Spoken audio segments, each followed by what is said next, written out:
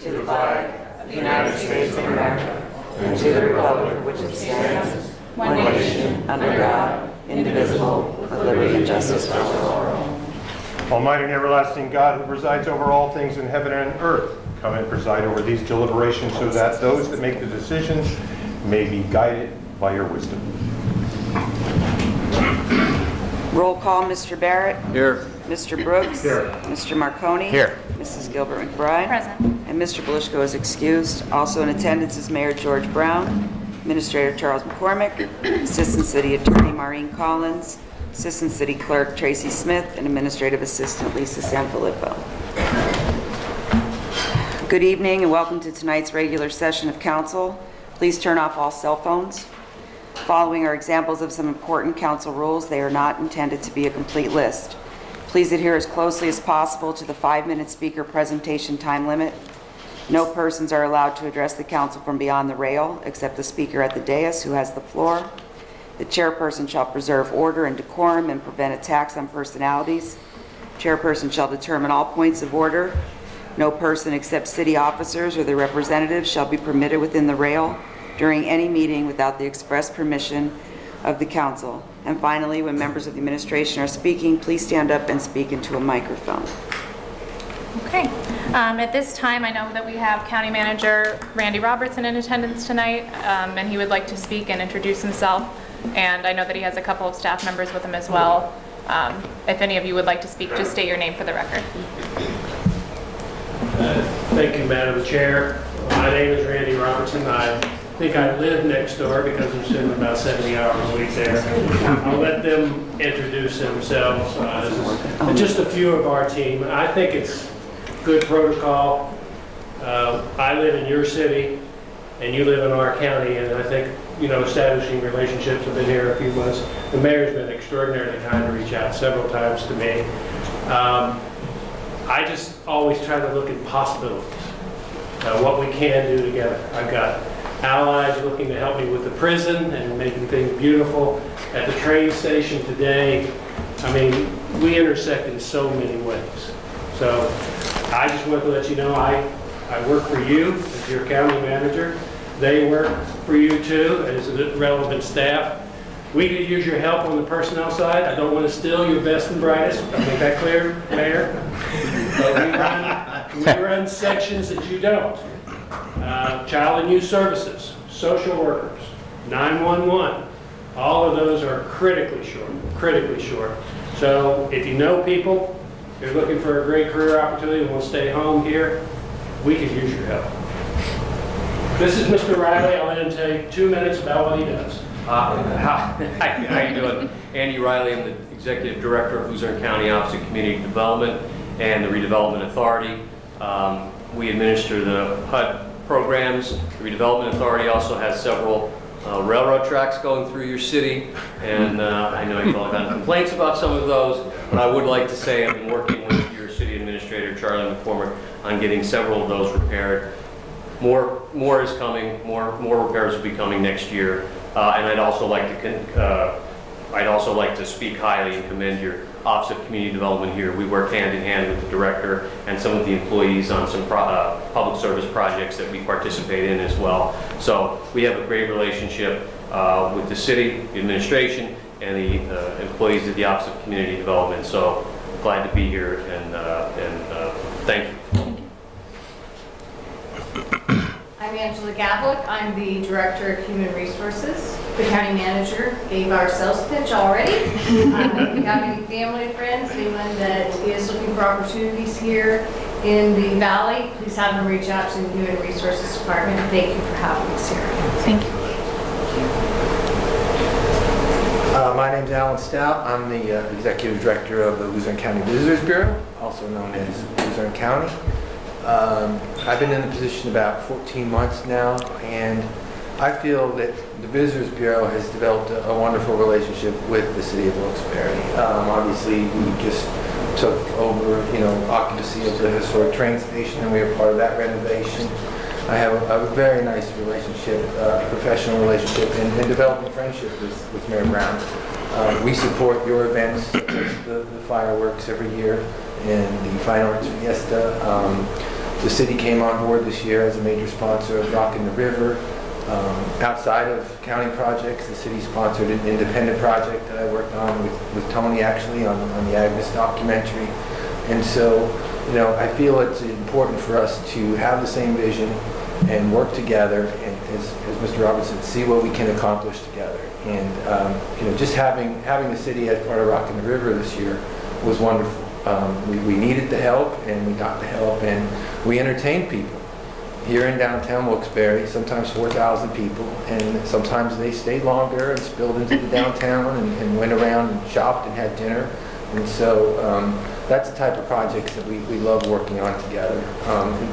If you haven't come over to see us yet at the train station, please do. I brought all the members of council a copy of the Luzerne County Visitor's Guide. Tony's pretty familiar with it. I did not bring one for all of you. I didn't know how many, but I have a reason to stop at the beginning. Thank you, everybody, for your time. Thank you very much. And Madam Chair and Council, again, thank you. We live right next door, and so our house is yours, and vice versa. We know that. We know where you all live. I'd like to take some things on. I'd like to help with roads. I've spoken to a lot of people about you know this, but your roads and our roads to the citizen really doesn't make a whole lot of difference sometimes. It's just, they don't know the distinction between a state or a county or a city sometimes. So I actually invited a whole bunch of people, including your engineer, on the 22nd. The state senators are coming. My council, a lot of them are coming. Those are the kind of cooperative things. I learned that there's lights underneath the bridges here. I'd like to try to see if we can get those on for Christmas. Who knows? All those kinds of partnerships that maybe we should be exploring more aggressively. And God bless you. Thank you for what you do, too. And thank you, ma'am. Thank you, sir. Thank you.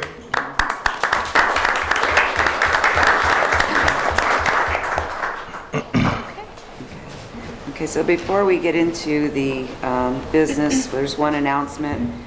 The administration brought a resolution to council for their consideration, which did not appear on the original agenda. The resolution is regarding the city's Oktoberfest to be held October 1st on Public Square. They are looking to temporarily suspend the ordinance pertaining to the open consumption of alcoholic beverages for the event. So in accordance with the new sunshine rules, council can add a new item by a majority vote. If council would like to add this item to the agenda, we'll need to have a motion and a second, and then take a roll call on it. So, I'll make a motion. Okay, Second. motion by Mrs. McBride, second by Mr. Brooks. Roll call, Mr. Barrett? Yes. Mr. Brooks? Yes. Mr. Marconi? Yes. Mrs. McBride? Yes. Okay, so this item's going to be added to the consent agenda when we vote, so this way if the public wants to speak on it, they can do so now when you're, okay? So, Okay, at this time, we're going to be taking comments on pending legislation. I know that some folks filled out a form, and it appears that you're speaking on pending legislation, so I'm just going to call off your names here. Christopher Pons, P-O-N-S? Okay, you can come up. Thank you very much. My name is Christopher Pons, and in 1987, You can bend the You can pull microphone it if down. it's, is the green light on? better, yes. Okay, you're good. Good evening. My name is Christopher Pons, and in 1987, a 15-year-old me walked into the Sickler's Bike Shop on North Main Street, and $73 later, I left with my very first skateboard. Why? Because at that time, Wilkes-Barre downtown was exciting. It was exciting to be part of the youth that were skateboarding on the square then. Those relationships that I made in that very supportive community, a community that literally would help you off the ground when you fell, a community that introduced me to music I'd never heard before, a community that introduced me to art I'd never seen before. Those life lessons stayed with me up into adulthood. I've been very fortunate in my life to have skateboarded in San Francisco, Los Angeles, Phoenix, New York City, and most recently in Germany and in France and in Switzerland. And my message is this: what was the same? The same commonality was the community that was very supportive. It was beyond borders, it was beyond language. When I fell, someone was there, a perfect stranger, willing to help me up. I am very excited for the possibility of this similar facility of the skate park to come to Wilkes-Barre, to offer our youth and our citizens that same opportunity of creativity, that same opportunity of fellowship, and that same opportunity of improving the self-esteem of Wilkes-Barre and the Wyoming Valley. The ask I have for you this evening, leaders of Wilkes-Barre and of the entire Wyoming Valley, is that you build into this longevity, build into this sustainability. I would very much love to take my physics class and explore the skate park as an outdoor classroom. I would very much love to see musicians and artists from all over the valley and northeast Pennsylvania come to Wilkes-Barre and celebrate this very ambitious undertaking. Please, right now, the skate park is a spreadsheet with line items for materials and construction. Consider the dividends into the future for our community, for our youth, as this project goes into 10 years out, 20 years out, 30 years out. It's entirely possible. I've been there and I've seen it. I thank you very much for your time this evening. Thank you very much.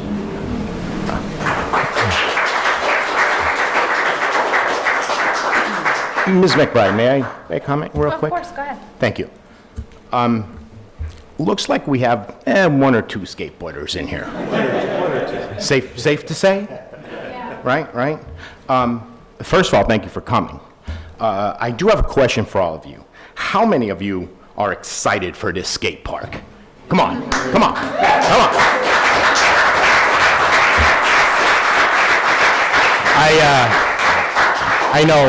I know Councilman Brooks has been working on this along with our other council people as well. I just think it would be a great addition for the city. I just wanted to jump in there and say that. And it's also in my district, so you know how that goes. Thank you. Okay, Kevin, I'm not even going to try the last name. It starts with a C. That's why I always say Kevin Plains on my Facebook. It's a lot easier. First of all, thank you very much for allowing us to present what we wanted to do for not 7 years, basically for about 40 years. This has been an ongoing project. That's the skate park. It has been gone through so many hoops and jumped over so many bars, always to be left wanting, whether it just didn't click with the administration, whatever obstacle that could be thrown at us was. And for some reason, 2 years ago when the mayor reached out to me and said, hey, we want a skate park, it kind of took me by surprise because that's never happened before. We always had to do the banging on the doors, walking into city council or where it be Wilkes-Barre or wherever. And I said, okay, and this was right after the Barney Farms DIY park was discovered.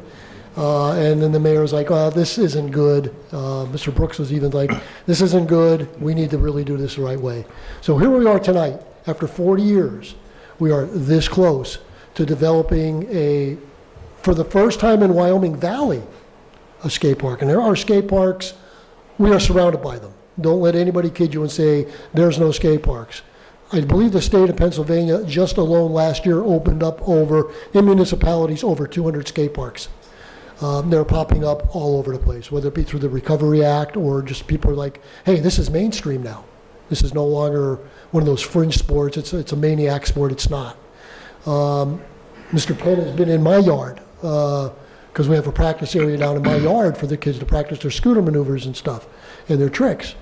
But we need something here. We need something in Wilkes-Barre. Wilkes-Barre is the key of this valley. We're number one, basically. Let's face it. You guys run the valley. Let's be out in front of everybody. Let's build this park. The area that it's going in is ideal. It's highly visible. It's right off of Exit 2. People are going to see it, and that's the important thing. It's not hidden. It's right where everybody's going to be able to see it. Many people will come to it. Just like I know Mr. Brooks, Mr. Marconi, you see me on my Facebook, the mayor, every weekend we travel with the team van, to other areas to ride their skate parks. Those people are going to be coming here to visit your city, our city. And we want it and we need it. And We're just hoping you go along with it. That's all I got to say. Thank you. Thank you. Thank you.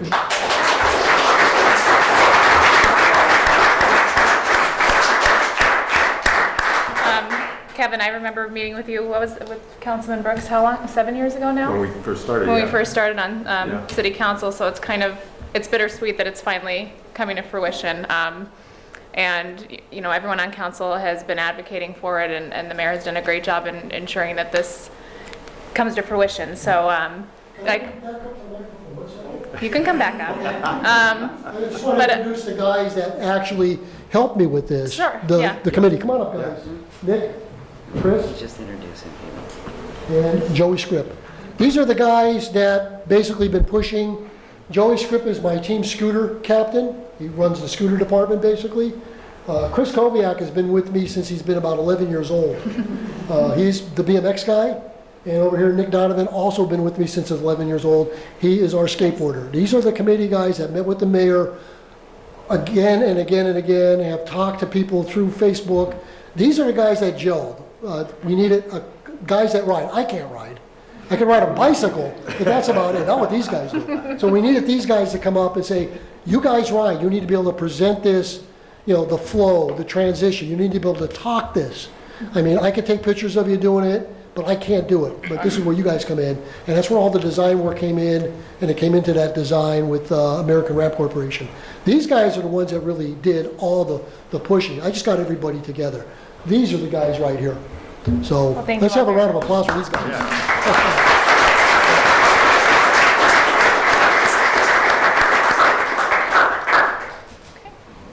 anyone else would like to comment on that one? No? Okay. Steve Weber?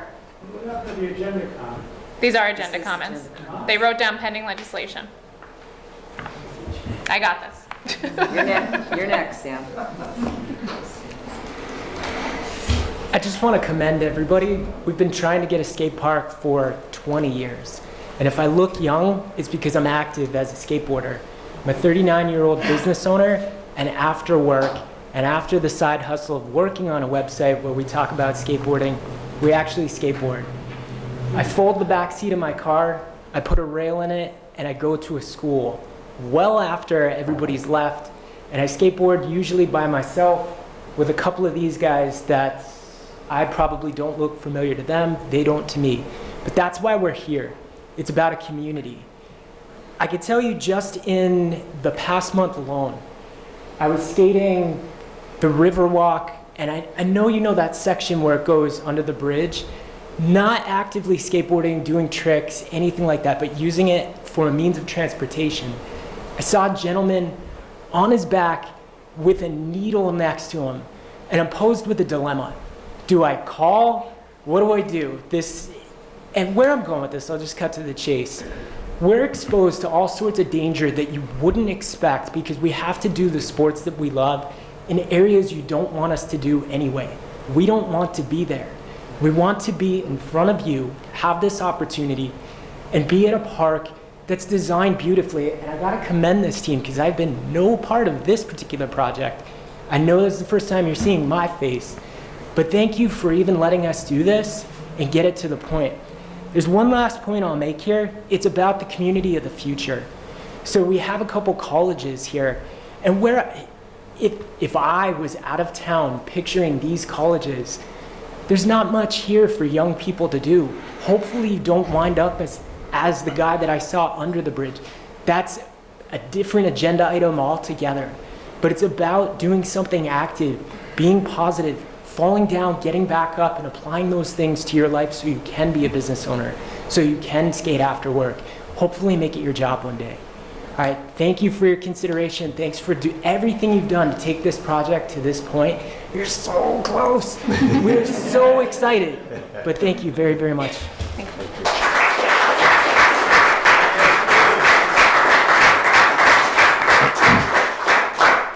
Okay. Anyone else on pending legislation? Angel? Angel Mathis, Wilkes-Barre. I have two things that's on pending legislation, but the first thing I want to talk about is the skate park.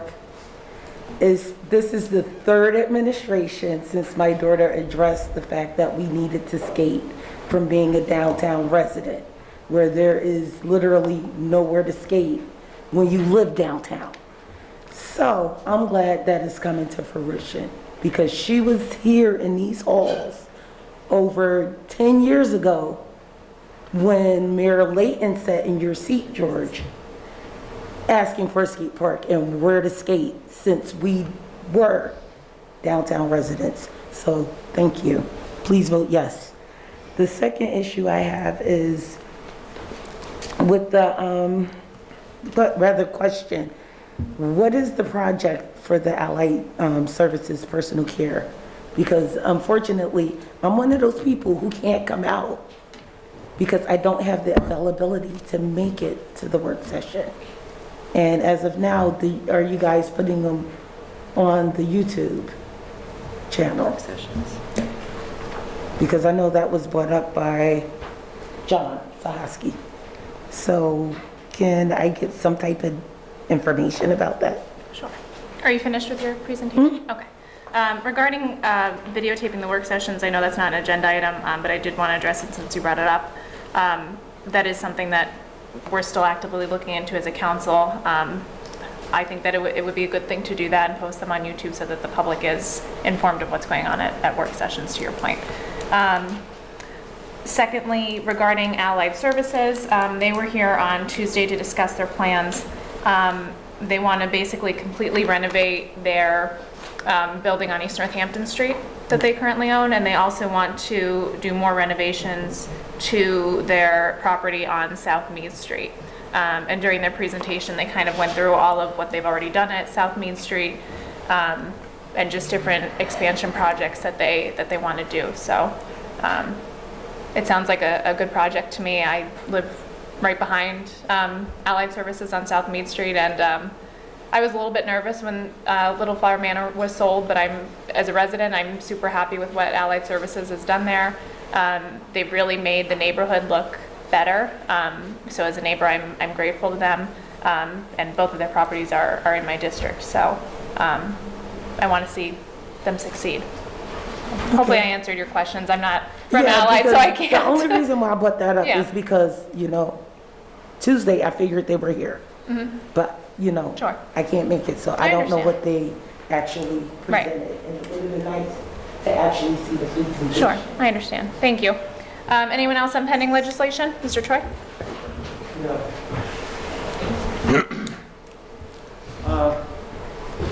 Look, I'm all for the skateboard project. These kids, these people who indulge in that sport, finally have a place to do it safely is great.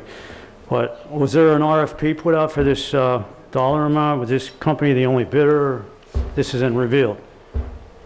What about the liability factor, Mr. Brown? I don't know if you were initiated this project, or was it a lot of money coming out from this ARP, Mayor Brown? With all this money with the skateboard part, maybe we could build a swimming pool as well.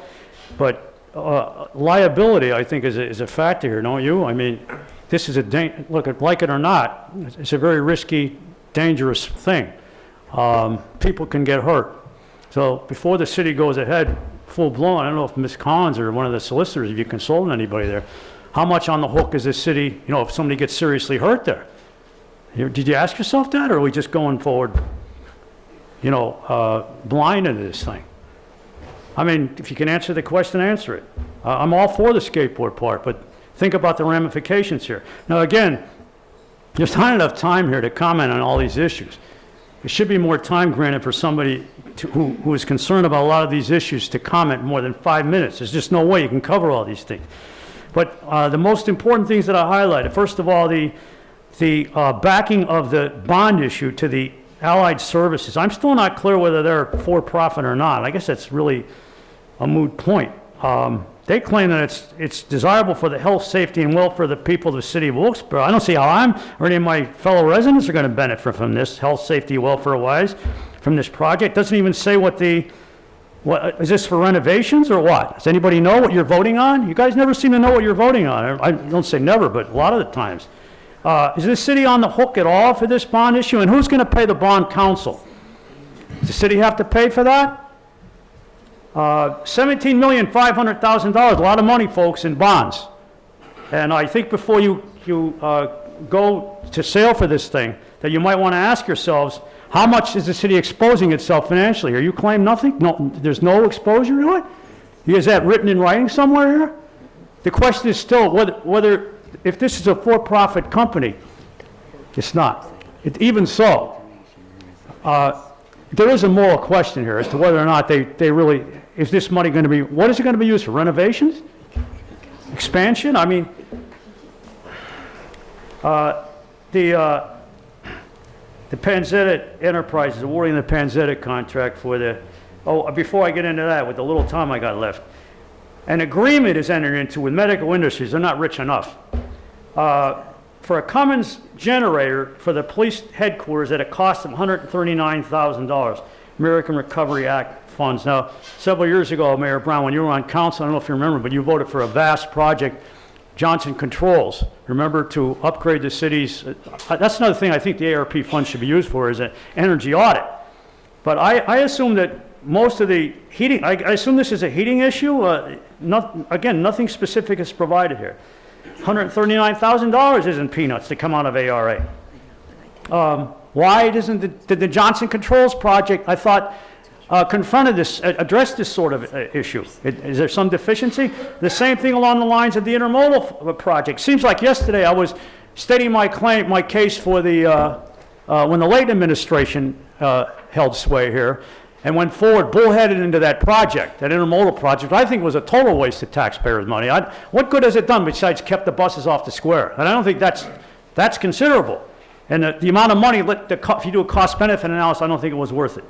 Why so much money out of the ARP? $1.9 million, and where are these contractors? Nobody seems to care about this. I don't know.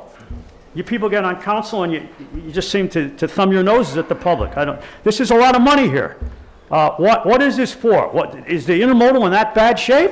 Can you tell us, Mayor Brown, or can somebody tell us why this amount of money is necessary? Why other priorities are being, I'm not quite done yet, but thank you. As usual, I'm going to protest against, even though it's token, against the lifting of the open consumption of alcoholic beverages on the Oosterhout rooftop party. I'm totally in favor of the Oosterhout raising funds. They don't need alcohol to do it. And every time somebody asks for a suspension of the ordinance, no problem, it's grand. Why have the ordinance in the first place, Mayor Brown? Why not just go and let everybody drink whenever they want in the square? As it is, the cigarette thing is not being enforced. I see people lighting up all the time. Nobody enforces that. But thanks for any response you can give me on this. It's a little upsetting. Okay. Mrs. McBride, can I answer? Yes, thank you. Okay. Sam, is there anything positive you like that's on the agenda tonight? Because I think everything that's on there, you're not in favor of. Sorry, what was that, Mayor? Is there anything positive on tonight's agenda that you like? Because it seems like everything that you're talking about. Well, I'm just asking questions, Okay, Mayor. no I'm not a excuse me. deconstruction. No back and forth. Let me explain. Well, he asked me a I question. know, but just stop. Let me break down the issues you talked about.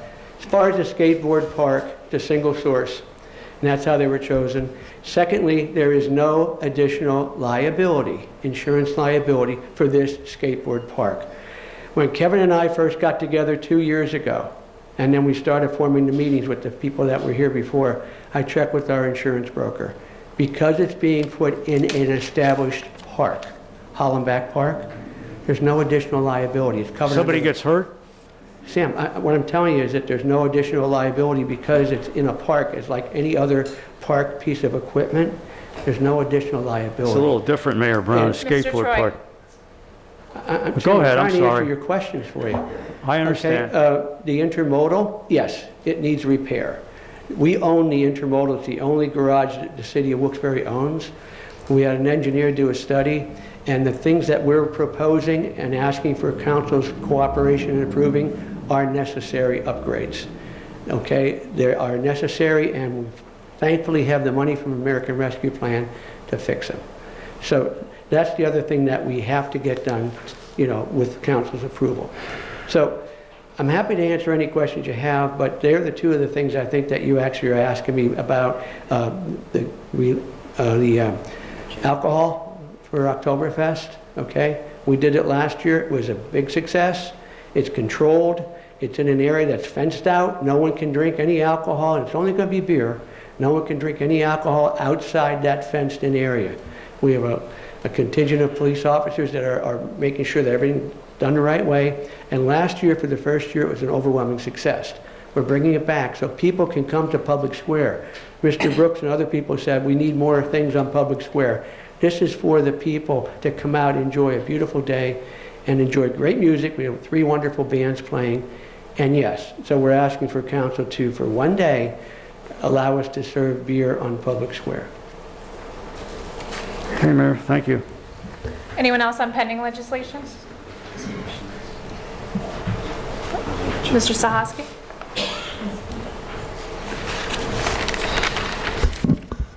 John Sosky, Almond Lane.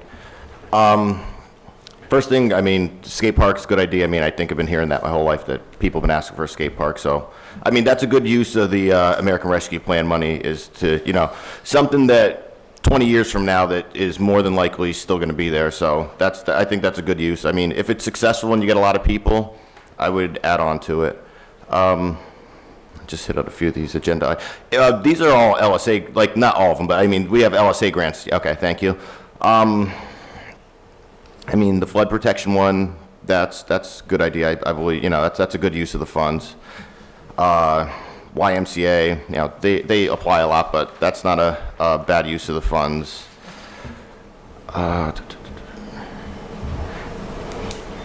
This Volunteers of America, 6 units, East Division. I just want to know, is that like an empty lot or something? I think I know where it is. And they just build them, like, they're going to just put small houses there. I think, you know, that's, you know, housing crisis that we're in. That's not a bad use of the funds either. What else do we have? And Skidster and the bucket truck, those things I think are good. But like, I don't think any of your LSA grants are nothing bad. I just wish at some point we'd have an overall plan, like I say every year, you know, and have it, you know, not that I don't, you know, I don't disagree with any of the American Rescue or the LSA grants, but just wish we had like an overall plan at some point to, I don't know, fix one neighborhood or multiple neighborhoods. And I think I have one other question. I missed something, but I'll get it in. I'll get it in. Thank you. Anyone else on pending legislation? Okay. Okay, so first order, consent agenda resolutions. We need a motion and a second. Motion. Motion, Mrs. McBride. Second. Second. Mr. Marconi. Gotta be quicker, Mr. Marconi. Roll call, Mr. Barrett. Yes. Mr. Brooks. Yes. Mr. Marconi. Yes. Mrs. McBride. Yes. And consent agenda ordinances. Motion and a second. Motion. Motion, Mr. Brooks. Second. Second, Mr. Barrett. Mr. Barrett. Yes. Mr. Brooks. Yes. Mr. Marconi. Yes. And Mrs. McBride. Yes. Okay, that's all the business I have. All right. For all you guys out there, it passed. You just got it.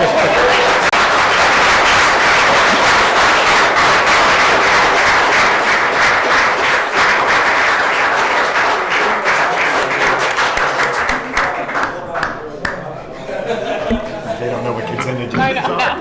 That's yours too. That's an ongoing issue. Right. All right. All right, everyone. Okay. I know it's exciting, but I have to follow the rules. Okay. Mr. Barrett, do you have anything? Mr. Barrett? Oh, I'm sorry. Oh. I was just taking Wake it in. up. It was just fantastic. But, no, the only thing I have since Tuesday, and I meant to bring it up, and Mayor, I don't know if we can get an update on that property at George Avenue and Scott Street, the burned out property for the last couple of years.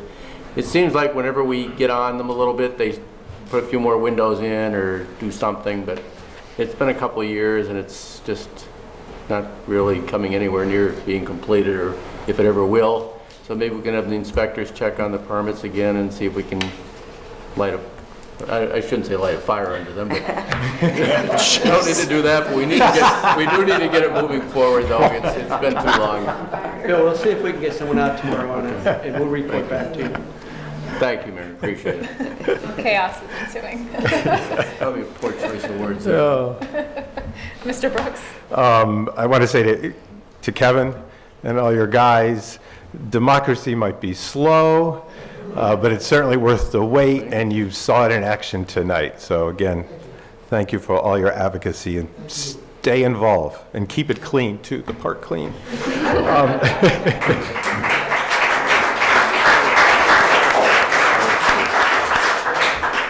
Mr. All right, Marcone? no, I'm not done yet. No. Now I'm going to be a downer and talk about something seriously. I'm sorry, John. I'm sorry. Sorry.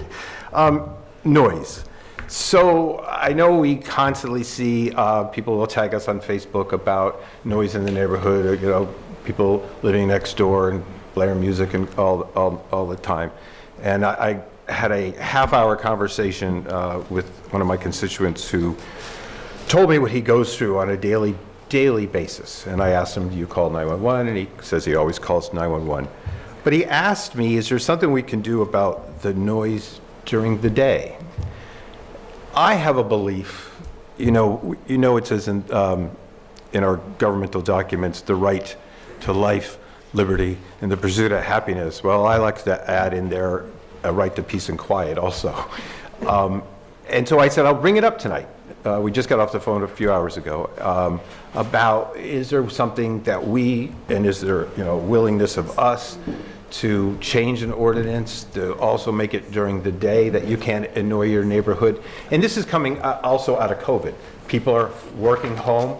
This is where it's coming from. This guy, he says, I'm working home out of my house. I'm going to continue to work out of my house, but my neighbor makes it impossible for me to work during the day. So I'm just bringing it up. We're obviously not going to solve it at night, but put a little kernel into our brains about thinking about this and ways to work around it, knowing that people are now working at home and have the need to have peace and quiet so they can get their work done. So we'll discuss it again some more, but I just wanted to bring it to our attention. So thank you, Madam Chair. Yeah.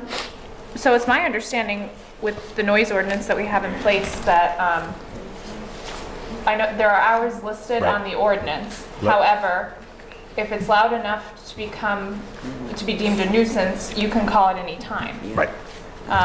So I don't know if there's anything legislatively that we need to do. I think it's more of an enforcement issue. Yeah. But I agree with you because I know in some neighborhoods it's totally out of control. I've gotten numerous complaints in my neighborhood as well. So, but I agree with you. Yeah, and But again, if there's anything stronger that we need to do.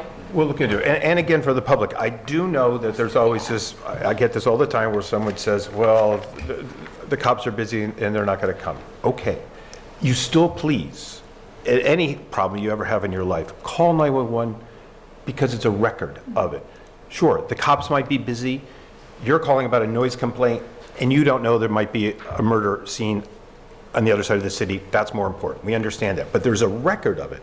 And then when there becomes 50 records of 911 calls on one address, we have a case and we have evidence to back it up. So that's why it's always important to call 911.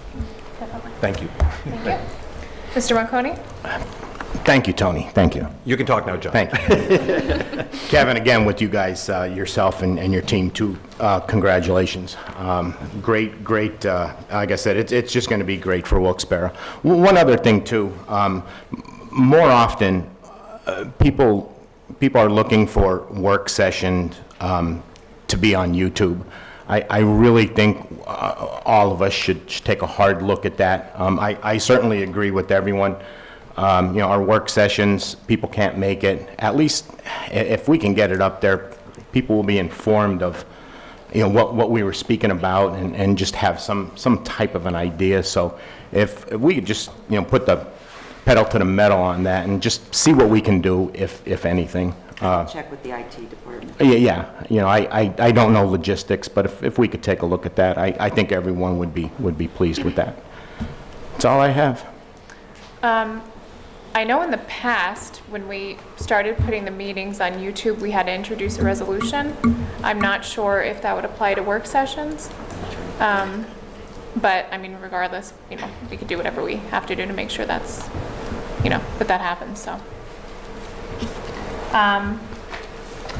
The only thing I have, well, number one, congratulations to all the skateboarders. I can't say anything better than what's already been said, so I'm not even going to try, but I'm very happy for all of you.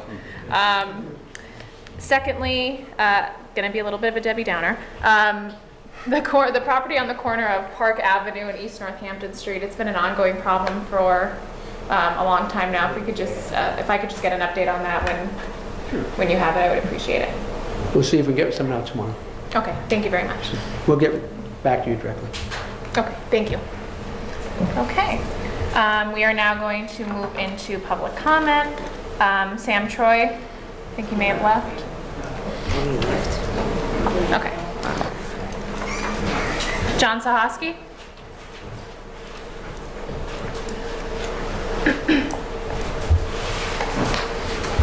John Tossi, Almond Lane. Yeah, you guys really should do the work sessions. Like, that's where you get most of the information. You guys just, graze over everything at this meeting, and, you guys talk about everything that's important in the work sessions, and it's more detailed. And I know I would watch them, Angel would watch them. Bob's not here, but he would watch them and come in and yell, but that's all right. But that should be a priority. Like, I think I said it before, that you guys should want everybody as informed as they're possibly going to be. And I personally know that I would take advantage of it. I was late because I didn't realize you were doing the last meeting about with the land bank on there. I'm for the idea of a land bank, but I just don't understand why we have all these other municipalities in the land bank, where I don't think a lot of them are going to be bringing anything to the table. Where we're bringing, between us and Kingston, we're the only ones that are really bringing anything to the table. Those other cities don't have resources or, large staffs like us. Are we equally sharing all the funds? Are we going to get a proportional amount of the funding and the use of that group, or is it going to be split evenly? Because if it's split evenly, we shouldn't even, I don't know, I just think that we should pull out of that one and just do a land bank with ourselves in Kingston, because those other towns they just don't have the population, they don't have the money to really help us. I don't think that they have the staffs like us or Kingston have. So that's really my biggest just question about the land bank, and if everybody's sharing equally, or it is the funds are going to be used proportionally to population. That's it. Thank you. Would anyone like to answer that? Thank you. It isn't set up as a proportion. So what it's set up is the state has made it very plain that they want communities to cooperate and join together in order to apply for blight grants. So the purpose is to show that a number of community entities are going to be together. Purpose is to get available funding, and then each community can pick and choose how aggressively they want to be using it. There are benefits that land banks have first choice before the free and clear sales and repository sales, which really cause us a lot of problems, sort of the tax sales. So it gives us, it's basically just an opportunity for all these municipalities to pick and choose and try to enter in with an available cash, but it's not broken out by percentages or anything. So if Wilkes-Barre feels they need to use it 10 times and Kingston uses it 5 times and Hanover uses it 2 times, that's just the way it plays out. But there's a board, they set forth and they vote on it. So each community has a vote in there. I hope that explains it. It's a little more complicated, but basically it's not okay, we get $1 million and Wilkes-Barre gets a 50% share because we're 50% of the entities. Yeah, I read it. I just want to make sure I remember it correctly. It's all one vote. We don't have, votes aren't proportional either. It's all one vote. They are not. It's some of the authorities that are set up or were set up previously for sewer authorities. Sometimes they're weighted for population, et cetera, and probably there's a good reason for that because they're dollars going into the municipalities. But this isn't set up that way. And John, one more thing. This is in addition to our blight remediation plan. The city has a blight remediation plan where we look at, based on input from council members, in their particular districts, I have this house, it really looks bad, it should come down, whatever it may be. Then we put that as part of our blight remediation plan. And then we send out an engineer to see if it was structurally sound or not. Should it be rehabilitated? Is it a danger to the public? So we do have a blight remediation plan. We have a budget line item for that. And that we're going to keep doing that. But that's going to be in addition to the land bank. Yeah, I think you can get to the houses quicker. This is the way we're doing it is the right way. I just, my only concern is that funds that, we make will go out of the city. That's the only thing that I, don't like about it. It's just that I'd rather see whatever funds you guys make off of these properties that gets put back into the city, and as opposed, the other places aren't big. Mr. Sahaski, I have to. Thank you. Yeah. Okay. Jessica McClay?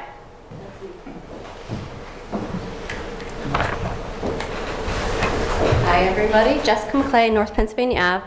So I have a few things today. Maybe for the work sessions, you can consider having people who present come to Thursday, because I know in the past, people have had questions that you may not have asked or can answer for us. So some of the bigger projects, I know a lot of people, John has come and had questions, so if they could attend the Thursday meeting as well before you vote on it, that would probably be a little bit more helpful. The next thing I have is, I know that contract negotiations are going on for some of the city employees. I'm a firm believer, if you work for the city, you should live in the city. Maybe we can, I know you can't do that with current employees, maybe new employees, incorporate that they have to live here, give them some type of incentive, because Tony and I both are on this page. If you live here, you're going to care a little more about your city. Same thing, taxes will also go to our city. And then the next thing is garbage cleanup. I see we're doing the recycling cleanup. Is there any way to use the ARP money to do a garbage cleanup for the city?